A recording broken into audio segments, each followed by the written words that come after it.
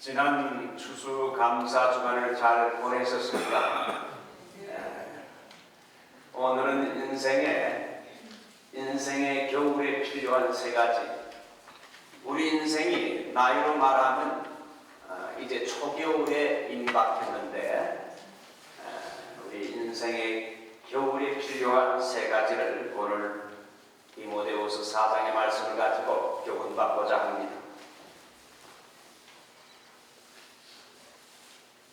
리즈월드에 사시는 분들은 이미 미국 생활을 30년에서 한 50년 이상 하신 분들이 많고 모든 것을 줄여서 이제 인생 말년에 리즈월드에 와서 살고 있습니다. 저도 사우스베이 지역과 오렌지 카운티에서 살다가 이제 이곳에 이사 오게 됐습니다. 리즈월드에 사시는 분들은 참으로 감사할 것이 많은데 한 세 가지로 살펴봤습니다. 제일 먼저 집값도 딴 곳에 비하면 반값이고 집을 캐시로 주고 사셨기 때문에 페이멘트에 큰 부담 없이 인생 말년을 큰 재정적인 부담이 없이 살 수 있으니 이거 얼마나 감사합니까? 요즘 아파트 값이 얼마나 비쌉니까? 원베드룸이 2,000불이 넘는데 참으로 이 리즈월드에서 우리가 큰 재정 부담 없이 사는 것 감사합니다.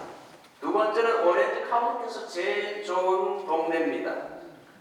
바닷가 가까운 실비치의 맑은 공기와 좋은 날씨, 여름에도 시원하고 겨울에도 따뜻하고 아주 편리한 교통환경, 가든그로브 5분이면 나가고 세리토스 한 15분이면 나갑니다. 아주 교통이 좋습니다. 세상에 이렇게 집값이 싸고 토끼가 뛰놀고 안전하고 주거 환경이 좋은 데가 없습니다. 밤 11시에 제가 때로는 걸을 때도 있는데 밤 11시에 걸어도 여러분 안전합니다. 세 번째, 리즈월드는 다민족이 모여서 함께 게들롱하면서 이 미국 사람들과 다민족들과 또 월남 사람들과 같이 탁구도 치면서 아주 다민족이 함께 모여 살 수 있으니까 참 좋아요. 그래서 건강을 위해서 무료로 골프나 탁구장이 있고 체육관이 짐이 있지요. 서예와 음악, 댄스, 취미 활동할 수 있고 멀리 있는 교회에 갈 필요 없고 복음적이고 성경적인 우리 사랑교회가 리즈월드 안에 여러분 21년 전에 한국교회에서는 제일 먼저 자리를 잡았습니다.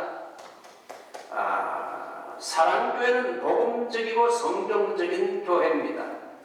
사랑교회 식구들을 보니까 다 점잖고 신앙심도 깊어서 천국 순례길에 우리 믿음의 식구들은 한 가족이고 동지요 신앙의 친구들입니다. 외로운 분 계십니까? 교회 생활을 열심히 하시면 교회 집회 열심히 나와서 새벽 예배에 나오고 수요일 나오고 주일 나오시면 여러분 외로울 시간이 없어요. 주님과 동행할 수 있습니다. 교회 성도들이 다 친구들입니다. 우리가 사는 따뜻한 남가주도 추수감사 주간이 지나가면서 이제 초겨울로 접어들었습니다. 새벽 기도회에 가기 위해서 밖에 나가면 기온이 약간 쌀쌀합니다. 남가주도 초겨울이 오고 있고 우리 인생도 이제 60, 70, 80, 90이 넘은 나이에 사시는 분들 참으로 인생의 겨울을 맞이하여 이 리즈월드에 함께 모여 살고 있습니다. 스위스의 정신과 의사요 심리학자인 폴 뚜루니에라는 사람은 인생의 사계절이라는 책에서 그 책에는 자연의 사계절이 있을 뿐 아니라 인생에도 사계절이 있는데 자연의 사계절과 인생의 사계절이 구분되는 점이 두 가지가 있는데 자연의 사계절은 봄, 여름, 가을, 겨울이 반복될 수 있지만 겨울이 오면 또다시 봄이 올 수 있지만 인생의 사계절은 반복되지 않고 인생에 겨울이 오게 되면 다시 봄이 오지 않는다. 이제 죽음밖에 없다는 겁니다. 한 번 이제 인생의 계절이 지나가면 다시 오지 않는다. 저도 이 미국에 30살 때에 미국에 왔는데 벌써 43년이 흘러갔어요. 다시는 여러분 30살과 같은 이 여러분 여름과 같은 계절은 오질 않는 날.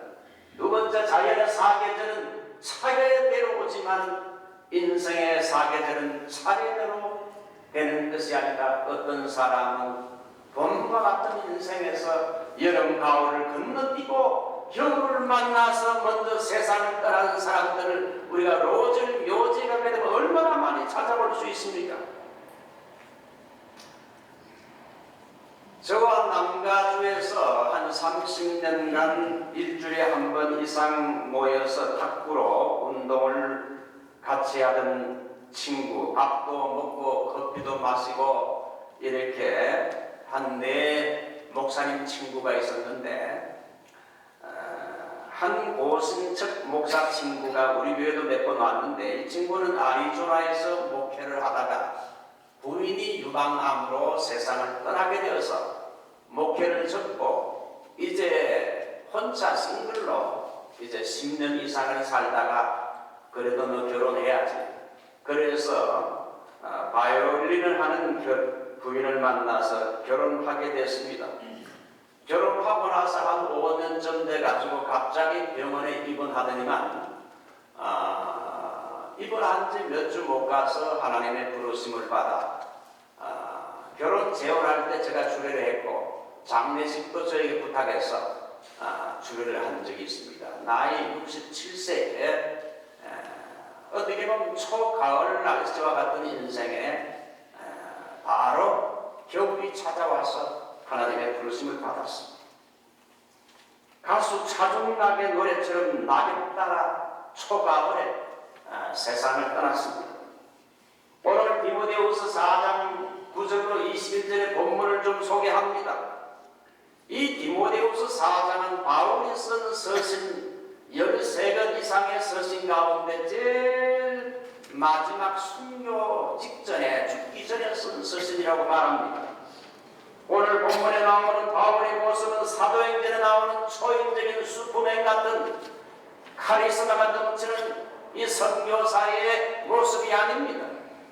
로마의 침침하고 습한 토굴의 지하 감옥에 갇혀서 발에는 착고가 채워져 있고 머자가 죽음의 사형을 기다리는 60세가 넘은 노인이요 초라한 바울의 모습이 디모데후서 4장에 나옵니다. 바울은 로마 황제였던 네로의 기독교 핍박 시절 교회 지도자란 이유로 잡혔습니다. 로마에 불이 나게 됐죠. 대형 화재가 났는데 그 대형 화재의 원인을 이 네로가 뒤집어 쓰게 되자 결국은 여러분 기독교인들이 종말에 불에 타서 이 세상에 녹아든다는 그런 교리를 전하는 기독교인들이 불을 질렀다고 이렇게 죄를 뒤집어 씌워서 이 바울은 기독교의 지도자라는 이유로 잡혀서 이미 로마 재판정의 1차 예비 심리에서 아무도 바울을 변호해주는 사람이 없이 매우 불리하게 예비 심리가 치루어졌고 이제 최후의 공판만을 기다리고 있는데 특별한 일이 없는 한 바울은 사형 선고를 받고 곧 자기 앞에 죽음이 다가올 것을 예상하고 있어요. 바울은 아무래도 내가 이 2차 로마 감옥에서 이제 추위가 다가오고 있는데 이 겨울을 내가 넘기지 못하고 순교할 것 같은 직감이 들었어요.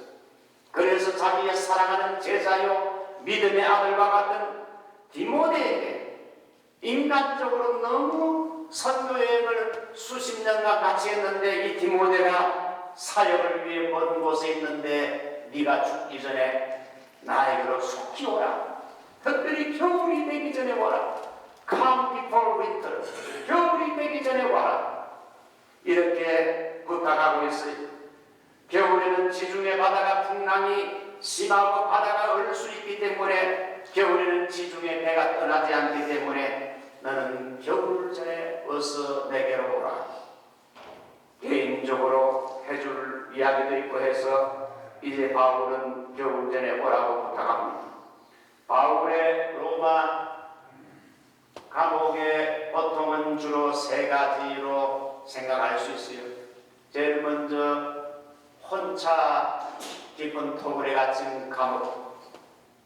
이 로마 토굴 속의 감옥은 외롭습니다. 너무나 외로워요. 대화할 사람도 없습니다. 좁은 방에 너무 외롭고, 두 번째는 지루합니다. 매일매일 할 것이 없고 좁은 방에 갇혀서 단조롭고 지루하고, 세 번째는 이제 초겨울이 다가오는 걸 보면서 몸이 으스시하고 추워지는 것을 봅니다. 그래서 외로움을 바울은 극복하기 위해서 가장 자기가 사랑하고 보고 싶은 디모데가 내가 죽기 전에 한번 오라. 그래서 디모데를 불렀습니다. 너무나 지루하고 단조로운 생활에 적응하기 위해서 내가 들어와 가보의 집에 놔둔 그 두루마리 그 책을 가지고 오느라, 책을 가지고 와서 이 지루함을 이기려고 했어요. 추위가 다가오니까 내가 들어와 가보의 집에 둔 그 코트를 좀, 뜨거운 코트를 가져와달라 부탁합니다. 자, 오늘 이걸 통해서 우리 역시 인생에 이제 겨울을 맞이했는데, 이 인생의 겨울을 맞이한 우리들이 가져야 할 꼭 필요한 세 가지를 소개합니다. 제일 먼저 인생의 겨울을 맞이해서 외로움에 처한 사람들은 이 외로움을 극복하는데 좋은 신앙의 친구, 동지가 옆에 있으면 외롭지 않다는 겁니다. 위대한 사도였던 바울 선생은 그 특징이 탱크처럼 몰아붙이는 강한 의지와 카리스마를 가진 지도자형입니다. 그러나 그렇게 강한 바울도 순교를 앞둔 로마 감옥의 침침한 죽음 앞에서 매우 외로웠던 것이 사실입니다. 그는 선교하고 주님을 위해 산다고 여러 번 남다해보는 연애도 못 해봤고, 그리고 여인의 사랑도 받지 못했어요. 바울 주위에 있던 많은 동료들이 다 바울을 떠나갔습니다.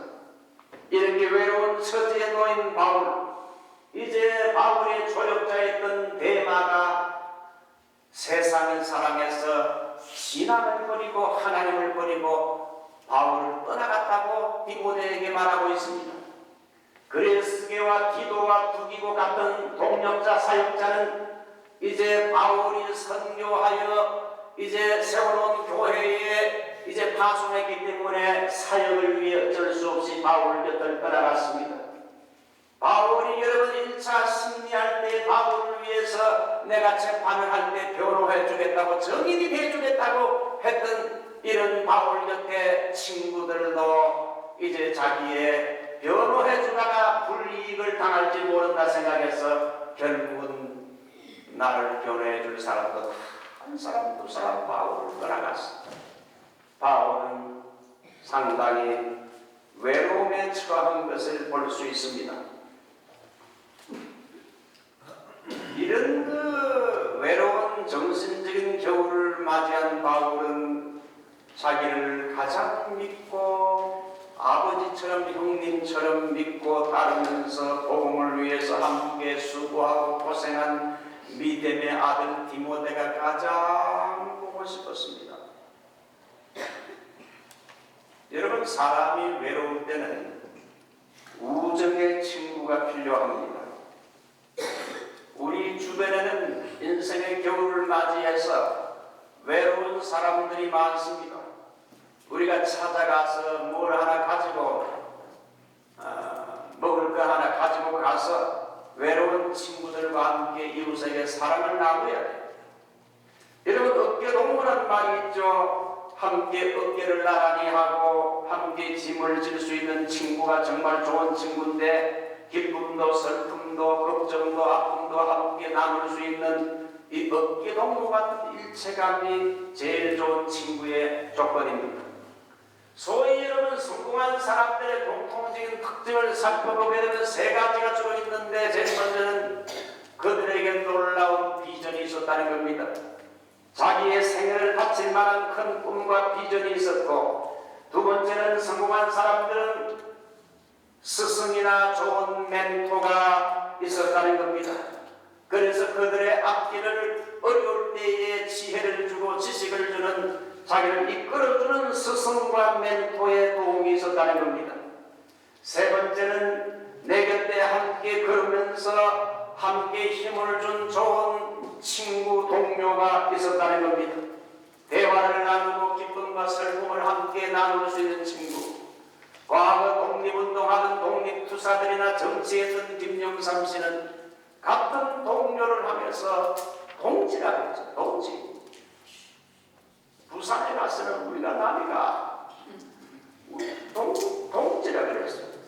여러분, 교회를 같이 섬기는 우리들은 신앙의 동지입니다. 우리가 신앙의 동지가 될 때에 우리는 결코 인생의 겨울을 만나도 외롭지 않아요. 교회 생활 열심히 하면서 같은 교인들과 사랑의 교제를 나눌 때에 우리는 한결같은 마음을 가지고 위로해주는 셀 식구와 가족 식구들, 우리 교회 식구들 하나의 친구요 동지입니다.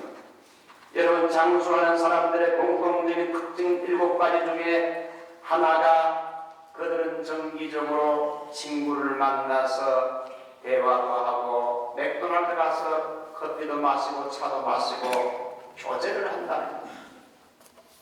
이웃과의, 친구와의 교제를 잘하는 사람이 오래 장수한다는 것입니다.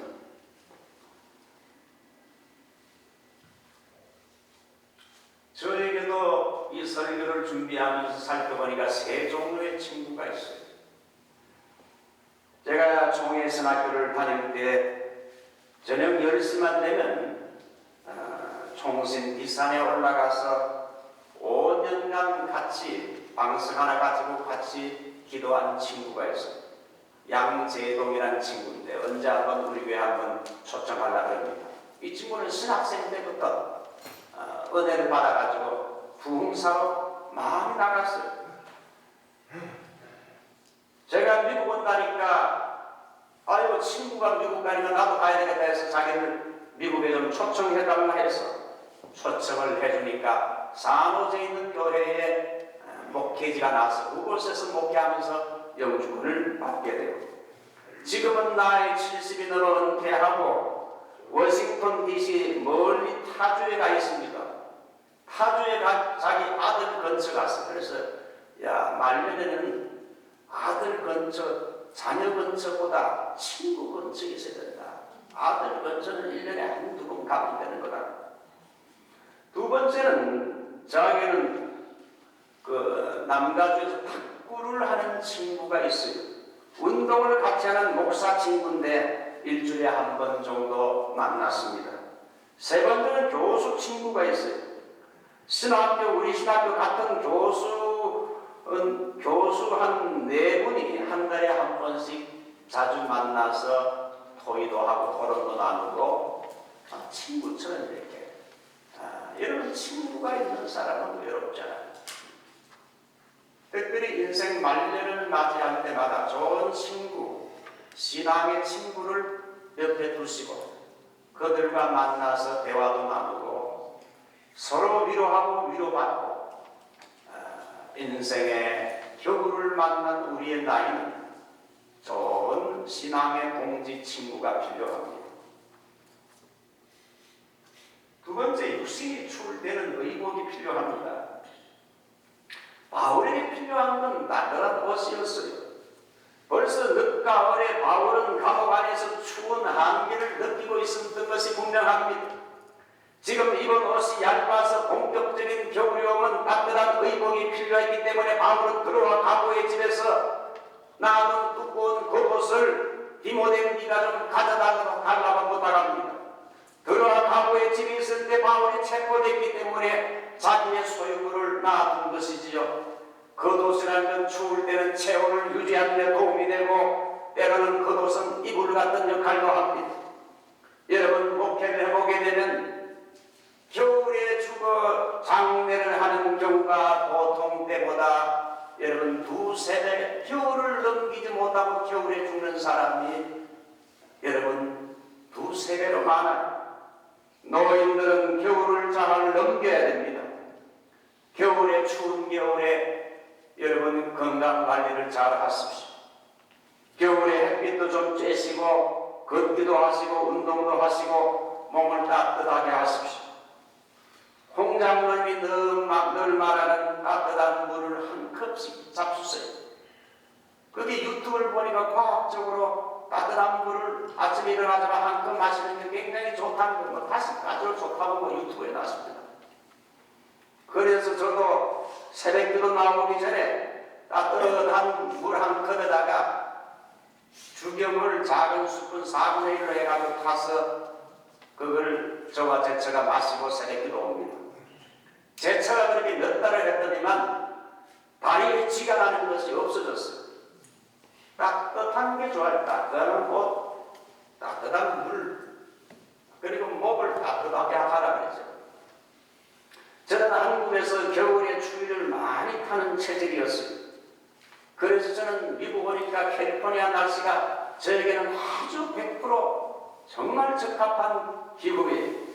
동부에 가서 목회할 수 있는 기회도 있었지만은 캘리포니아 날씨가 좋아서 이곳에서 40년 이상을 살게 됐습니다. 여러분 겉옷이 뭘 말합니까? 생활 필수품입니다.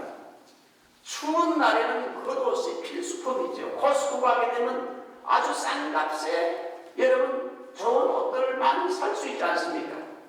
그래서 바울이 디모데에게 구한 겉옷을 가지고 오라는 것은 우리에게 뭐려고 합니까? 우리가 정말 신앙생활하고 이 땅에 이민자로 살아갈 때 필요한 생활 필수품이 있다면 하나님께 그것을 부탁하라는 거죠. 하나님 나에게 꼭 이게 필요한데 이뤄주십시오. 자, 이제 마지막으로 세 번째, 마음의 단조로움을 극복하기 위해서 성경이 필요하다.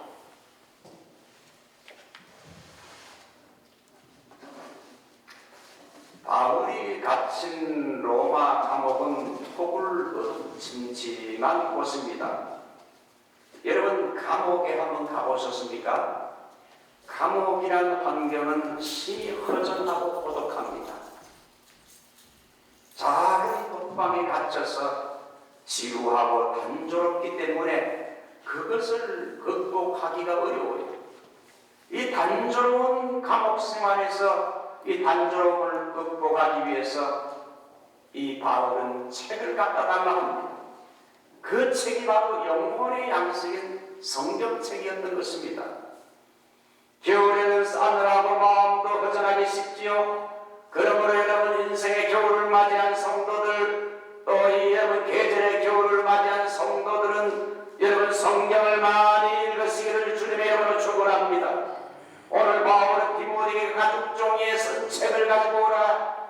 이 가죽 종이에 쓴 책이 뭔가 잔 스타트라는 성경학자는, 오늘 기도하신 장로님은 잔 스타트에게 영국에서 유학할 때 배웠다는데, 이 잔 스타트라는 성경학자는 그 책은 헬라어로 된 역본이거나 예수님이 말씀하신 교훈이나 예수님의 생애에 관한 사건을 이렇게 공식적으로 기록해 놓은 사본이었을 것으로 보고 있습니다.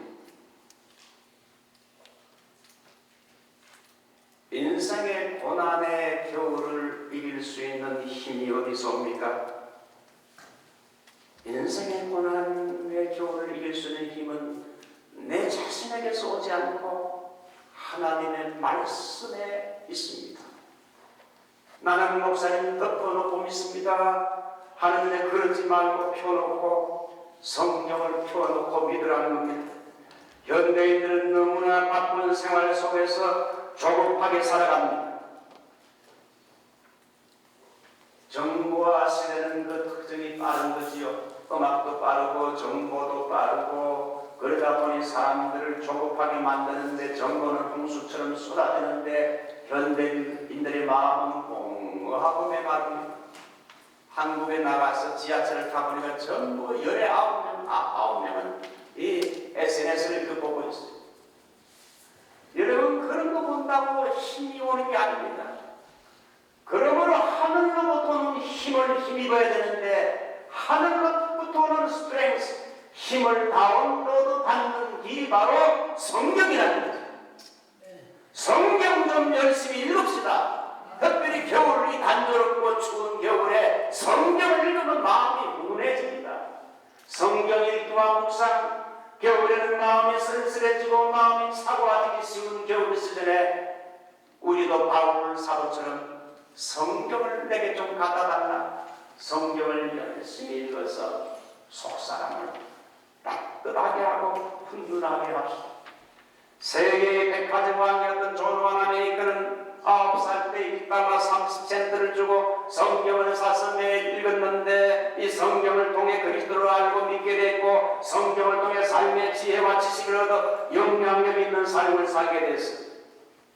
여러분 성경은 참 놀랍습니다. 성경 속에는 우리의 마음을 치료하는 명약이 있어요. 여러분 신약과 구약이라 그러잖아요. 그래서 성경은 약과 같아요. 그래서 인생을 사는데 신비한 지혜가 성경 속에 있습니다. 우둔한 우리에게 지혜와 영감을 주고 별단하게 하고 인생의 혁명이 일어나게 하는 책이 성경이죠.